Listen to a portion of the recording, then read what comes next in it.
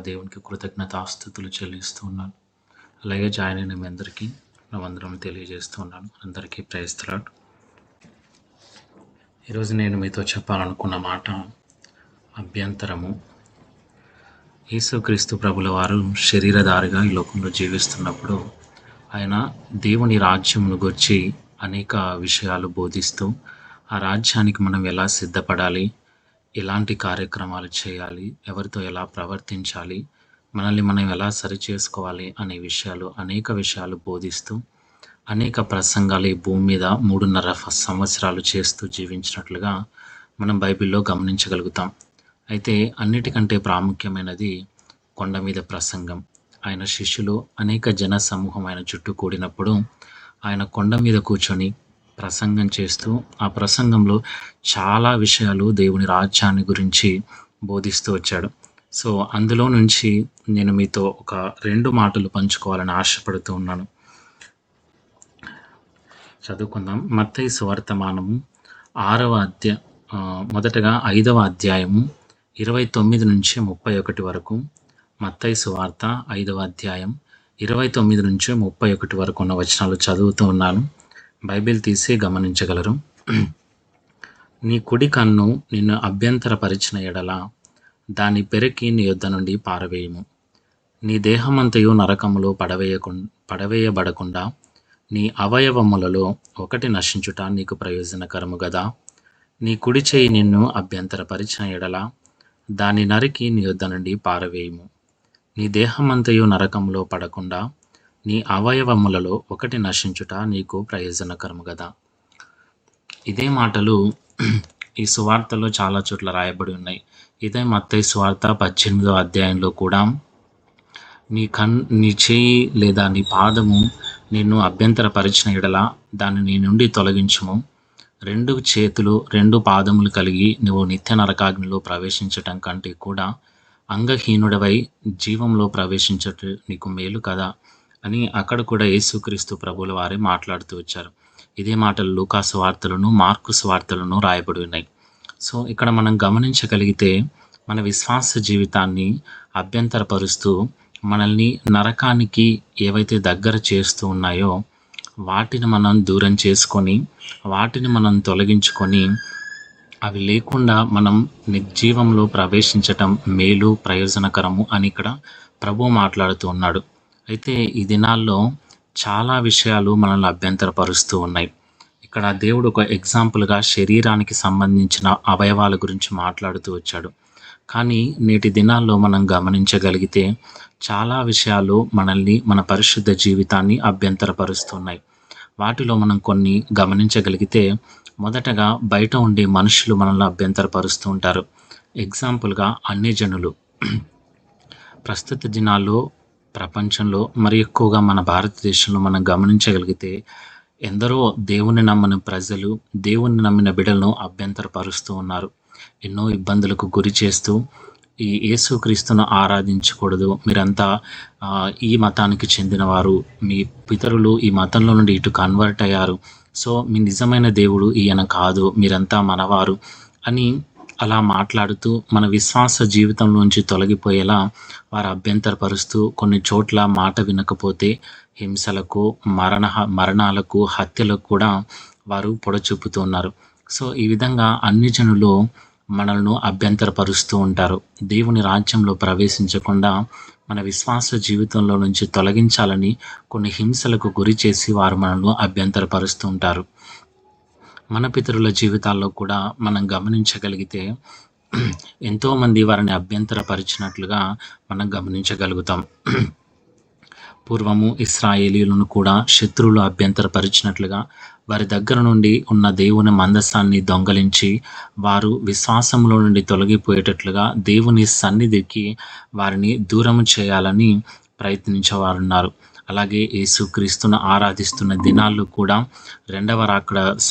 యేసుక్రీస్తు మొదటి రాకడ సమయంలో కూడా యేసుక్రీస్తును ఆరాధించకుండా ధర్మశాస్త్రోపదేశకులు, అలాగే పరిసయ్యులు, సద్దుకయ్యులు అనేవారు యేసుక్రీస్తును ఆరాధించే వారిని అభ్యంతరపరిచినట్లుగా వారి విశ్వాస జీవితాన్ని చెడగొట్టడానికి ప్రయత్నించినట్లుగా కూడా మనం లేఖనాల్లో గమనించగలుగుతాం.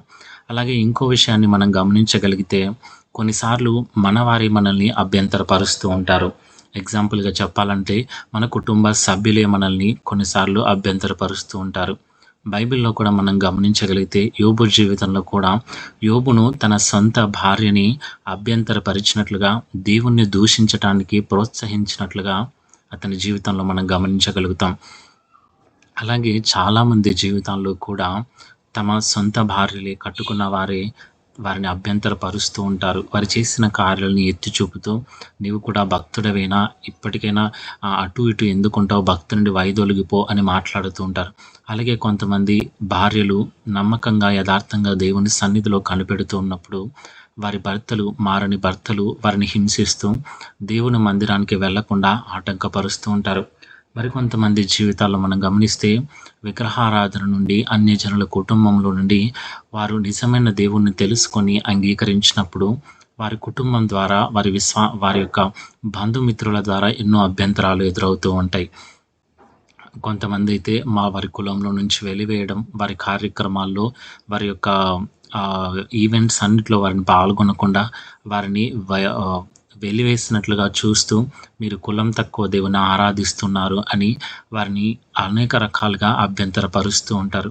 సో ఇలా మనకి ఎన్ని అభ్యంతరాలు ఎదురైనప్పటికీ మనం ఆ అభ్యంతరాలను తొలగించుకోవాలి. మనకి ఏవైతే అభ్యంతరాలు కలుగజేస్తూ ఉంటాయో వాటిని మనం తొలగించుకోవాలి, కానీ వాటిని బట్టి దేవునికి మనం దూరంగా కాకూడదు.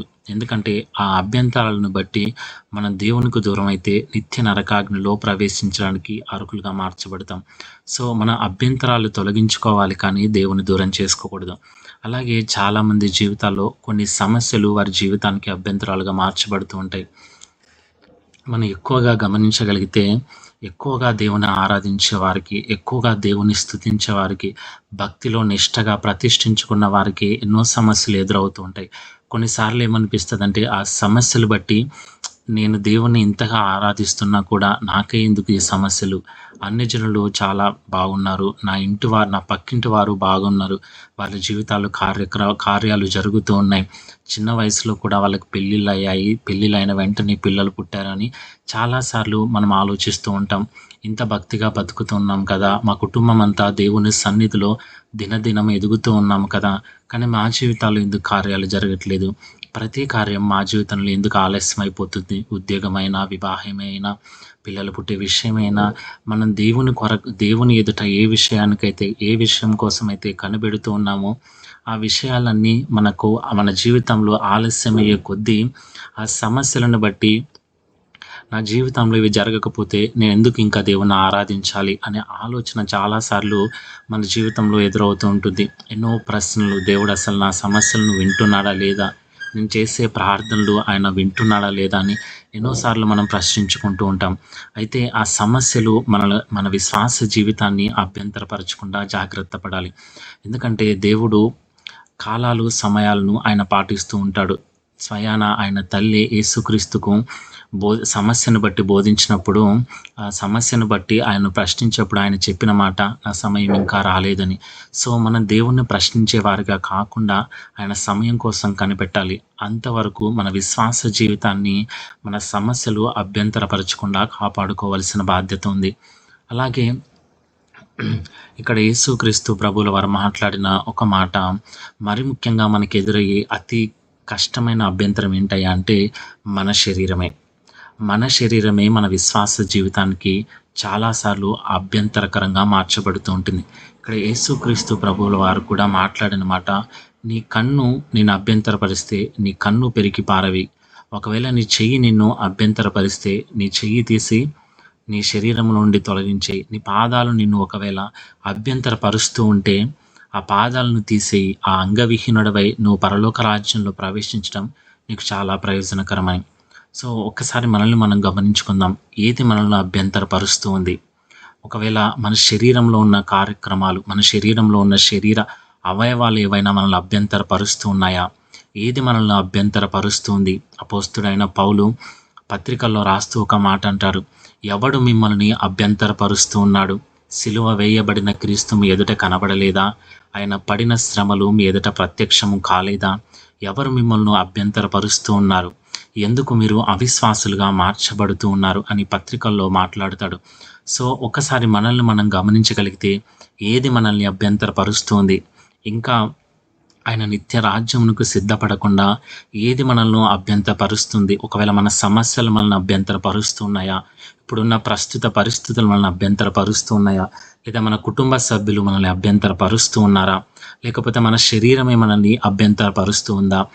ఇప్పుడు ప్రస్తుత దినాల్లో మనం గమనించగలిగితే ఈ డెవలప్ అవుతున్న టెక్నాలజీ కూడా చాలా సార్లు మనల్ని అభ్యంతరపరుస్తుంది. మన పరిశుద్ధతలో నుండి మనల్ని తొలగించడానికి, మనం చేసుకున్న ఆ ప్రతిష్టతను, ఆ నిష్టను, ఆ ఆత్మీయతను తొలగించడానికి టెక్నాలజీ కూడా మనకు అభ్యంతరకరంగా మార్చబడుతుంది. వచ్చిన మొబైల్ ఫోన్లే కానీ, టీవీలే కానీ, నెట్వర్క్లే కానీ ఏదో ఒకటి మనల్ని అభ్యంతరకరంగా మారుస్తుంది. సో, ఒక్కసారి మనల్ని మనం గమనించుకుందాం. ఏది మనల్ని జీవంలోనికి ప్రవేశించకుండా ఆత్మీయతలో నుంచి తొలగించేటట్లుగా ఏది మనల్ని అభ్యంతరపరుస్తుంది? ఇక్కడ యేసుక్రీస్తు ప్రభువు మాట్లాడిన కొన్ని మాటల్ని మనం ధ్యానించుకుందాం. నీ కన్ను ఒకవేళ నిన్ను అభ్యంతరపరుస్తూ ఉందేమో, నీ శరీరం నిన్ను అభ్యంతరపరుస్తుందేమో, ఆ శరీరం నిన్ను అభ్యంతరపరుస్తూ ఉంటే ఒకవేళ పీకి పారవేయలేని స్థితిలో ఉంటే కనీసం ఆ క్రియలనైనా మనం సరిచేసుకోవలసిన వారమై ఉన్నాం. ఎందుకంటే ఇక్కడ మాట్లాడిన ప్రతి మాట కూడా ఎంతో జ్ఞానంతో ప్రభువు మాట్లాడుతూ వచ్చాడు. ఏది కూడా ఆయన జ్ఞానము లేకుండా మాట్లాడలేదు. ప్రతి మాట పరలోకం నుండి పొందుకొని మాట్లాడుతూ వచ్చాడు. సో, దీనికి అనుగుణంగా కొన్ని వాక్యాలు మనం ధ్యానించగలిగితే యెహెజ్కేలు ప్రవచన గ్రంథంలో ఒక మాట రాయబడి ఉంటుంది. యెహెజ్కేలు ప్రవచన గ్రంథం 3వ అధ్యాయం 20వ వచనాన్ని మనం గమనించగలిగితే ఒక మాట అక్కడ రాయబడి ఉంటుంది. చదువుతున్నాను, గమనించండి.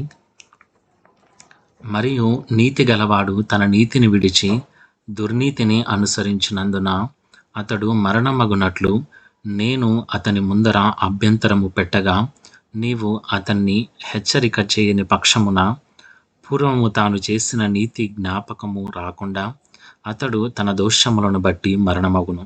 అయితే అతని ప్రాణ విషయంలో నిన్ను ఉత్తరవాదిగా ఎంచుతును. సాక్షాత్తు దేవుడైన యెహోవా యెహెజ్కేలు ప్రవక్తతో మాట్లాడుతున్న మాటలివి. ఈ మాటలో 2 విషయాలు మనం గమనించగలం.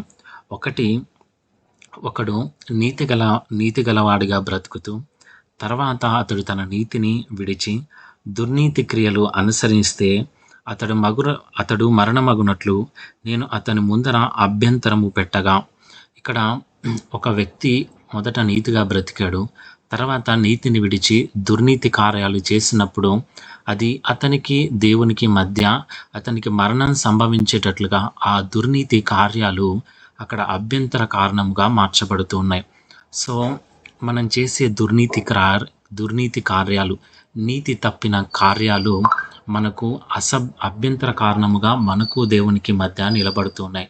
సో, ఇక్కడ మనం గమనించవలసిన విషయం ఏంటంటే, ఒకవేళ మన కార్యాలు నీతి తప్పిన కార్యాలు అంటే కొన్నిసార్లు మనం నీతిని మర్చిపోతూ ఉంటాం. మనకు ప్రశ్న రావచ్చు, ఈ లోకంలో ఎక్కడ నీతి ఉందా అంటే దేవుని వాక్యంలో నీతి ఉంది. ఆయన వాక్యం మాత్రమే సత్యమైనది, నీతి కలిగినది, యథార్థత కలిగినది. ఆ వాక్య ప్రకారంగా ఆ వాక్యాన్ని పక్కకు తప్పి ఎప్పుడైతే మనం నడుస్తామో అప్పుడు దుర్నీతి కార్యాలు చేసిన వారిగా మార్చబడతాం. సో, కొన్నిసార్లు మనం నీతిని విడిచి దుర్నీతి కార్యాలు చేసినప్పుడు ఆ దుర్నీతి క్రియలను బట్టి మనకు దేవునికి మధ్య ఒక అభ్యంతరం ఏర్పడి అది మనల్ని ఆ మరణమునకు అప్పగిస్తుంది. ఇక్కడ మరణం అనగా నిత్యాగ్ని లేదా నరకమని మనం భావించవచ్చు. సో, ఒకవేళ మన నీతి తప్పిన క్రియలు మనకు దేవునికి మధ్య అభ్యంతర కారణంగా మార్చబడుతున్నాయేమో. క్రియలు అనగా చాలా అర్థాలు వస్తాయి. మనం చేసే పనులు కావచ్చు, మన ప్రవర్తన కావచ్చు, మనం జీవించే జీవితం కావచ్చు, ఏదైనా సరే మన క్రియల కిందికే వస్తాయి. సో, ఒకవేళ మన క్రియలు దుర్నీతి క్రియలుగా ఉన్నాయేమో, ఒకవేళ మన క్రియలు దుర్నీతి క్రియలుగా ఉంటే అది మనకు దేవునికి మధ్య అభ్యంతర కారణంగా మారి మన జీవితానికి, మన విశ్వాస జీవితానికి అభ్యంతరంగా ఉంటుంది. ఇక్కడ ఒక విషయం మనం బాగా గమనిస్తే, ఒకడు మొదట నీతిగా బ్రతికాడట. కానీ వచ్చే తర్వాత దినాల్లో అతడు దుర్నీతి కార్యాలు చేసినట్లుగా ప్రభు ఇక్కడ మాట్లాడుతున్నాడు. సో, ఇక్కడ మనం గమనించవలసిన విషయం ఏంటంటే, మొదట మనం ఎంత భక్తిగా ఉన్నామనేది కాదు. మొదట మనం ఎలా ఉన్నామనేది కాదు. కొన్నిసార్లు మనం మాట్లాడుతూ ఉంటాం. దేవుడిని నమ్ముకున్న దినాల్లో లేదా బాప్తిస్మ దినాల్లో, ఆత్మీయత ప్రారంభ దినాల్లో నేను ఇన్ని గంటలు ప్రార్థన చేసేవాడిని, ఇంతగా వాక్యం చదివేవాడిని, ఇన్ని దినాలు ఉపవాసం ఉండేవాడిని అని చాలాసార్లు మనం మాట్లాడుతూ వస్తాం. అయితే ప్రభు ఇక్కడ మాట్లాడుతూ ఉన్నాడు. నువ్వు అప్పుడు ఎన్ని నీతి కార్యాలు చేశావన్నది కాదు, కానీ ఇప్పుడు నువ్వెలా ఉన్నావు? ఇప్పుడు నీ క్రియలు ఎలా ఉన్నాయి? ఇప్పుడు నీ పరిస్థితులు ఎలా ఉన్నాయి? ఇప్పుడు నీ ఆత్మీయ జీవితం ఎలా ఉంది? ఎంతగా ప్రార్థించగలుగుతున్నావు? ఎంతగా నీతి కలిగిన కార్యాలు చేయగలుగుతున్నావు అనేదే ప్రాముఖ్యమైనది. ఇక్కడ బహుభయంకరమైన మాట ఏంటంటే, నీవు మునుపు ఎన్ని నీతి కార్యాలు చేసినా కూడా అవి జ్ఞాపకమునకు రావు, కానీ తరువాత నీవు చేసే దోషములు బట్టి నీకు మరణం సంభవిస్తుంది, అనగా నరకం సంభవిస్తుంది అని ప్రభువు మాట్లాడుతూ ఉన్నాడు. సో, మొదట నీవు ఎలా ఉన్నావు అనేది కాదు, కానీ ఇప్పుడు నీవు ఎలా ఉన్నావు, నీ కార్యాలు ఎలా ఉన్నాయి, నీ క్రియలు, నీ ప్రవర్తన, నీ ఆత్మీయత, ఇవన్నీ ఎలా ఉన్నాయి అనేది ప్రభువు గమనిస్తూ ఉన్నాడు. ఒక వ్యక్తి జీవితాన్ని మనం గమనించగలిగితే, ఒక మాట చదువుకొని ఆ వాక్యాన్ని మనం గమనించగలిగితే, జ్ఞాని అయిన సొలొమోను ప్రసంగి గ్రంథం రాస్తూ 2వ అధ్యాయంలో ప్రారంభం నుంచే కూడా సమస్తము వ్యర్థము వ్యర్థము అని మాట్లాడుతూ వచ్చి 2వ అధ్యాయం 10వ వచనంలో ఒక మాట మాట్లాడుతాడు. కాగా నా కన్నులు ఆశించిన వాటిలో అవి చూడకుండా నేను అభ్యంతరము చేయలేదు, మరియు నా హృదయము నా పనులన్నిటిని బట్టి సంతోషింపగా సంతోషకరమైనదేదియో అనుభవించకుండా నేను నా హృదయమును నిర్బంధింపలేదు. ఇదే నా పనులన్నిటి వలన నాకు దొరికిన భాగ్యము. ఇదే అప్పుడు నేను చేసిన పనులన్నిటియో, వాటి కొరకై నేను పడిన ప్రయాసమంతయు నేను నిదానించి వివేచింపగా అవన్నీ వ్యర్థమైనవిగాను, ఒకడు గాలికి ప్రయాసపడినట్లుగాను అగుపడెను. సూర్యుని క్రింద లాభకరమైనదేదియు లేనట్టు నాకు కనబడెను. ఇక్కడ సొలొమోను జీవితాన్ని మనం గమనించగలిగితే, అతడు రాజైన మొదటి దినాల్లో ఆ ఇశ్రాయేలు ప్రజలందరినీ పాలించడానికి దేవుని దగ్గర బహు జాగ్రత్తగా ప్రార్థన చేసి కనిపెట్టినవాడై, ఈ ప్రపంచంలో ఎవరికీ లేని ఒక గొప్ప భాగ్యాన్ని, జ్ఞానమును అతడు పొందుకున్నట్లుగా అతని జీవితంలో మనం గమనించగలుగుతాం. అయితే అంత జ్ఞాని అయిన సొలొమోను తన జీవితం అంతయు సకల సుఖ సంతోష భోగాలు అనుభవించిన తరువాత అతడు రాస్తున్న ఈ మాటలు మనం బహు జాగ్రత్తగా గమనించగలిగితే, తన జీవితం అంతలో ఏది తక్కువ కాలేదు. ఏ సుఖము అతడు అనుభవించాలనుకున్నా, ఏది తినాలనుకున్నా, ఏది తాగాలనుకున్నా, ఏది చేయాలనుకున్నా తన జీవితంలో సుఖముతో అతడు బ్రతుకుతూ వచ్చాడు. బైబిల్లో అంత సుఖంగా బ్రతికిన వ్యక్తి ఏ ఒక్కరు సొలొమోను తప్ప మనకు కనబడరు. సో, అంత సుఖాన్ని అనుభవించిన వ్యక్తి రాస్తున్న మాటలు, నా కన్నులు ఆశించిన దానిలో ఏది చేయకుండా నేను వాటిని అభ్యంతరపరచలేదు. నా హృదయం ఏదైతే కోరుకుందో అది ఏది చేయకుండా నేను దాన్ని నిర్బంధించలేదు. అయితే వాటన్నిటిని బట్టి సమస్తము వ్యర్థమని నేను గ్రహించితిని. సో, సొలొమోను కూడా మొదట తను జీవించిన జీవితంలో అతడు చాలా దేవుని దగ్గర భయభక్తులు కలిగి జ్ఞానముతో ప్రవర్తించినట్లుగా అనేక సామెతలు రాసినట్లుగా మనం వచ్చిన జీవితాన్ని గమనించగలుగుతాం. కానీ అతడు తన మరణానికి సమీపంగా మార్చబడుతున్నప్పుడు కొంతమంది తన కన్నులు కొంతమందిని చూసి ఎవరైతే ఆశిస్తూ వచ్చాయో, సో తన కన్నులు ఆశించిన దాన్ని బట్టి, అతడు తన హృదయంలో నెరవేరిన కోరికలను బట్టి, తన శరీరము ద్వారా చేసిన పాపాల ద్వారా దేవునికి అతడు దూరస్తుడుగా మార్చబడుతూ వచ్చాడు. హెబ్రీ పత్రికలో 11వ అధ్యాయంలో ఆ 11వ అధ్యాయం అంతటిని విశ్వాస వీరుల పట్టికగా మనం పిలుస్తూ ఉంటాం. సో, ఆ విశ్వాస వీరుల పట్టికలో పూర్వం మన పితరుల ప్రారంభం అబ్రహాము మొదలుకొని మన పితరులంతటి గురించి దేవుడు అక్కడ హెబ్రీలకు పత్రిక రాస్తూ పౌలు మాట్లాడుతూ వచ్చాడు. సో, అలాంటి విశ్వాస వీరుల పట్టికలో సొలొమోను గురించి రాయటానికి పరిశుద్ధాత్మ దేవుడు అంగీకరించలేదట. సో, అంతగా విశ్వాస వీరుల పట్టికలో నుండి అతని పేరు తీసివేసేంతగా అతని జీవితం మార్చబడింది. ఎందువలనయ్యా అంటే, అతడు మొదట నీతిగా బ్రతికాడు, కానీ చివరికి వచ్చేసరికి అతని నీతి క్రియలు కాస్త దుర్నీతి క్రియలుగా మార్చబడ్డాయి. ఎందుకు అలా మార్చబడ్డాయంటే, అతని కన్నులు ఏదైతే ఆశిస్తూ వచ్చాయో, అతని కన్నులు ఏదైతే కోరుకుంటూ వచ్చాయో దాన్నంతటినీ అతడు అభ్యంతరపరచకుండా నెరవేరుస్తూ వచ్చాడు. సో యేసుక్రీస్తు ప్రభువుల వారు కూడా ఈ ప్రసంగంలోనే మాట్లాడుతూ ఒక మాట మాట్లాడతాడు. నీ దేహమునకు నీ దీపము నీ కన్నే. ఒకవేళ నీ కన్ను చెడినదైతే నీ దేహం అంతయు చెడిపోతుంది. సో దీన్ని బట్టి మనం గమనించే విషయం ఏంటంటే, మన దేహం దేవుని మందిరంగా పిలువబడుతున్న మన దేహం చెడిపోవడానికి మొట్టమొదటి కారణం మన కన్నే. మన చూపు తేటగా ఉంటే సమస్తము తేటగా ఉంటుంది. సో మన చూపు మంచిదైతే మన శరీరం మంచిగా ఉంటుంది. ఒకవేళ మన చూపు చెడినదైతే మన శరీరం అంతయు చెడిపోతుంది. సో ఇప్పుడు మనం బాగా ఈ ప్రపంచాన్ని అబ్జర్వ్ చేయగలిగితే మన చూపు ఏ ఒక్క చోట కూడా పరిశుద్ధంగా ఉండే అవకాశాలు లేవు. ఎందుకంటే మన చుట్టూ పాపం ప్రబలి ఉంది. ఎన్నో విషయాలు మనల్ని చూపుల ద్వారా పాపం ప్రేరేపిస్తుంది. సో ఈ దినాల్లో మనం బహు జాగ్రత్తగా కాపాడుకోవాల్సింది ఏదైనా ఉంది అంటే మొదటగా అది మన చూపు. నేను కూడా చాలా విషయాల్లో తప్పిపోతూ వచ్చాను. ఈ విషయంలో మరీ ఎక్కువగా కొన్ని బయట జరుగుతున్న సిట్యుయేషన్సే కానీ, కొన్ని మనం ఉండే పరిస్థితులే కానీ, మనం ఉండే వాతావరణాలే కానీ చాలాసార్లు మనల్ని బలహీనతకు గురి చేస్తూ, మనం పాపంలో పడటానికి కారణాలుగా మార్చబడుతూ ఉంటాయి. సో మనం ఇప్పుడున్న పరిస్థితిలో బహు జాగ్రత్తగా కాపాడుకోవాల్సింది ఏంటంటే మన చూపు. సో మన కన్నులు మనం జాగ్రత్తగా కాపాడుకోవాలి. ఇక్కడ సొలొమోను పడిపోవడానికి మొట్టమొదటి కారణం అతని కన్నులు ఆశించిందేది అతడు అభ్యంతరపరచలేకపోయాడు. సో ఇప్పుడు మన చూపు మనల్ని ఒకవేళ పాపం వైపు తీసుకెళ్తూ, మన చూపు మన విశ్వాస జీవితానికి అభ్యంతరకరంగా మార్చబడుతూ ఉంటే మొదటగా మనం మార్చుకోవాల్సింది మన చూపే. ఇప్పుడు ఒక్కసారి మన జీవితాన్ని మనం గమనించగలిగితే మన చూపు ఎలా ఉంది, మనం ఏ విధంగా చూస్తూ ఉన్నాం, ఏ ఉద్దేశంతో చూస్తూ ఉన్నాం అనేది బహు జాగ్రత్తగా ఆలోచించుకోవాల్సిన విషయం. రెండవదిగా ఇక్కడ అతడు తన హృదయము ఏదైతే కోరుకుంటూ ఉందో, తన హృదయము ఏ విషయంలో అయితే సంతోషపడాలని ఆశపడుతూ ఉందో, తన హృదయాన్ని ఏ విషయంలో కూడా అతడు నిర్బంధింపలేదట. సో యేసుక్రీస్తు ప్రభువుల వారు కూడా ఒక మాట మాట్లాడుతాడు. పూర్వపు దినాల్లో అనగా ధర్మశాస్త్ర దినాల్లో మీకు ఒక ఆజ్ఞ ఉంది. ఏంటయ్యా అంటే అది వ్యభిచరింపకూడదు అని. కానీ నేను మీతో చెప్పే విషయం ఏంటంటే, ఒకడు శరీరం ద్వారా చేయటం మాత్రమే వ్యభిచారం కాదు. కానీ ఒకడు ఒక స్త్రీని తన కన్నులతో చూసి తన హృదయంలో వ్యామోహపు చూపు కలిగిన ఎడల, లేదా తన హృదయంలో ఆ స్త్రీని బట్టి అతడు మోహము కలిగిన ఎడల అచ్చటని అతడు ఆ స్త్రీతో వ్యభిచారం చేసినట్లు అని. సో ఇప్పుడు మనం ఏదో బహిరంగంగా పాపం చేస్తేనే అది వ్యభిచారం కాదు. కానీ ఒక స్త్రీని మొదట చూడటం, మోహపు చూపుతో చూడటం, తర్వాత తన హృదయములో ఆమెతో వ్యభిచారము చేసినట్లుగా యేసుక్రీస్తు ప్రభుల వారు తన ఈ ప్రసంగంలోనే మాట్లాడుతూ వస్తారు. సో ఇప్పుడు మనం బహు జాగ్రత్తగా కాపాడుకోవాల్సింది హృదయం. దావీదు విషయంలో కూడా అది మనం గమనించగలుగుతాం. మొదట అతడు తన ఇంటి మీద నుండి స్త్రీని మొదట చూచాడు, తర్వాత హృదయంలో ఆశించాడు. తద్వారా అతడు శరీరంతో పాపము చేసి దేవుని ఎదుట తీరని ఒక మచ్చను అతడు పొందుకోవలసి వచ్చింది. అలాగే సొలొమోను జీవితంలో కూడా మనం గమనిస్తే మొదట అతడు స్త్రీలను చూచాడు. అన్య స్త్రీలు అతనికి అందముగా కనపడ్డారట.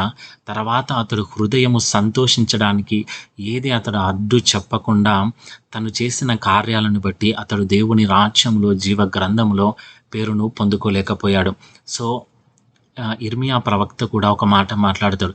అన్నిటికంటే మోసకరమైంది, అన్నిటికంటే ఘోరమైన వ్యాధి కలది ఏదైనా ఉందంటే అది హృదయం. మనం జాగ్రత్తగా కాపాడుకోవాల్సింది మన హృదయం. మనం ఏ చోట ఉన్నా కూడా మన హృదయం మనతో ఉండదు. కొన్నిసార్లు మనం చర్చిలో ఉన్నప్పుడు కూడా మనం ఫిజికల్గా అక్కడ ఉంటాం, కానీ మన హృదయం అక్కడ ఉండదు. ఎక్కడెక్కడో వేటినో ఆలోచిస్తూ, వేటి గురించో ఆలోచిస్తూ ఉంటుంది. కొన్ని అయితే చాలాసార్లు మనం అనుభవిస్తూ ఉంటాం. మన హృదయం మన దగ్గర లేకుండా ఎంతో విచారంగా మార్చబడుతూ ఉంటాం. సో మనం జాగ్రత్తగా కాపాడుకోవలసింది ఏదంటే హృదయం. మొదటిది మన కన్నులు, మన చూపును జాగ్రత్తగా కాపాడుకోవాలి. రెండవది మన హృదయాన్ని బహు జాగ్రత్తగా కాపాడుకోవాలి. ఈ దినాల్లో సాతాను ఎక్కువగా మనల్ని పడగొట్టడానికి సాతాను యూజ్ చేసే రెండు మెయిన్ థింగ్స్ ఏంటంటే, ఒకటి చూపు, రెండవది మన మనస్సు. ఒకటి మన మనస్సు దేవునికి దూరం చేస్తాడు, రెండవది మన చూపును అసభ్యకరంగా మార్చివేస్తాడు. సో ఈ రెండు విషయాలు మనల్ని అభ్యంతరకరంగా మార్చబడుతూ ఉన్నాయేమో, చాలా ఉన్నాయి అభ్యంతరపరిచేవి. అయితే ఈ రాత్రి మనం ఈ రెండు విషయాల్లో సరిచేసుకుందాం. మన చూపు ఎలా ఉంది, మన హృదయం దేన్ని ఆశిస్తూ ఉంది. మన చూపును మనం జాగ్రత్తగా కాపాడుకోవాలి, అలాగే మన హృదయాన్ని మనం జాగ్రత్తగా కాపాడుకోవాలి. మనం చదువుకునే విషయంలో ఇంకో విషయం గమనిస్తే అదే యెహెజ్కేలు గ్రంథంలో 3వ అధ్యాయం 20వ వచనంలో ఒకడు నీతి క్రియలను విడిచి దుర్నీతి క్రియలు చేయటం ద్వారా దేవునికి దూరస్తునిగా మార్చబడి మరణానికి సమీపిస్తాడు. అలాగే దాంట్లోనే యెహెజ్కేలు ప్రవక్తతో దేవుడు హెచ్చరించిన మాట ఏంటంటే, అయితే అతని ప్రాణ విషయంలో నిన్ను ఉత్తరవాదిగా ఎంచుతాను. నీ ఎదుట ఒకడు నీతిని విడిచి దుర్నీతి కార్యాలు చేస్తూ దోషిగా మార్చబడి మరణానికి సంభవిస్తూ ఉంటే, అతన్ని నీవు హెచ్చరించని పక్షమున, ఈ మాట జాగ్రత్తగా గమనిస్తే, మరి నీతి గలవాడు తన నీతిని విడిచి దుర్నీతిని అనుసరించినందున అతడు మరణమగునట్లు నేను అతని ముందర అభ్యంతరము పెట్టగా, నీవు అతని హెచ్చరిక చేయని పక్షమున పూర్వము తాను చేసిన నీతి జ్ఞాపకము రాకుండా అతడు తన దోషమును బట్టి మరణమవును. అయితే అతని ప్రాణ విషయంలో నీవు ఉత్తరవాదిగా ఎంచుదును. ఇక్కడ ప్రభువు యెహెజ్కేలుతో మాట్లాడుతున్న మాట ఇది.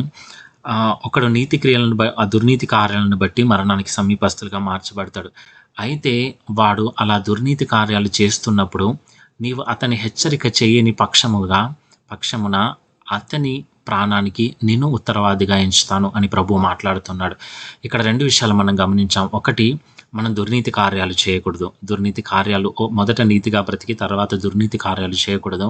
రెండవది ఏంటంటే, అలా ఎవరైనా మన కనుల ఎదుట కనబడితే వారిని మనం హెచ్చరిక చేయని పక్షమున ఖచ్చితంగా వారి ప్రాణానికి మనం ఉత్తరవాదుగా దేవుని రాకడలో నిలబడాల్సి వస్తుంది. సో ఈ 2 విషయాలు మనం గమనించాలి. మొదటిది, మన విశ్వాస జీవితాన్ని ఏది అభ్యంతరపరుస్తుందో దాన్ని మనం దూరం చేసుకొని దేవుని రాజ్యమునకు సిద్ధపడాలి. రెండవది, మన ఎదుట అలాంటి వారు ఎవరైనా కనబడితే వారిని ఖచ్చితంగా దేవుని వాక్యాన్ని బట్టి మనం హెచ్చరిక చేయాలి. వాని ప్రాణానికి మనం ఉత్తరవాదులుగా నిలబడాలి. ఈ 2 విషయాలు దేవుడు ఈ దినం మనతో మాట్లాడుతూ వస్తున్నాడు. ఒక్కసారి మనల్ని మనం పరీక్షించుకుందాం. ఏది మనల్ని అభ్యంతరపరుస్తుంది? దేవుని రాజ్యానికి సమీపించకుండా, దేవుని జీవములోనికి మనం నడిపించబడకుండా ఏది మనల్ని మరణానికి పాత్రులుగా మారుస్తుంది? అట్టి విధంగా ఏది మనల్ని అభ్యంతరపరుస్తుంది? రెండవది, అలా మన ఎదుట ఎవరైనా కనబడితే మనం వారిని హెచ్చరిక చేయగలుగుతూ ఉన్నామా? సో ఈ వాక్యము ద్వారా మనల్ని మనం మన విశ్వాస జీవితానికి ఏది అభ్యంతరపరచకుండా జాగ్రత్త పడుతూ దేవుని రాజ్యానికి సిద్ధపడటం, అలాగే రెండవది, మన ఎదుట ఎవరైనా అలా కనబడితే వారిని మనం హెచ్చరిక చేసి దేవుని రాజ్యానికి వారిని కూడా నడిపించడానికి దేవుడు అటు విధంగా సహాయం చేయునుగాక. ఈ వాక్యం దేవుడు మన విడికిడిలో స్థిరపరచునుగాక. ఆమేన్. Thank you.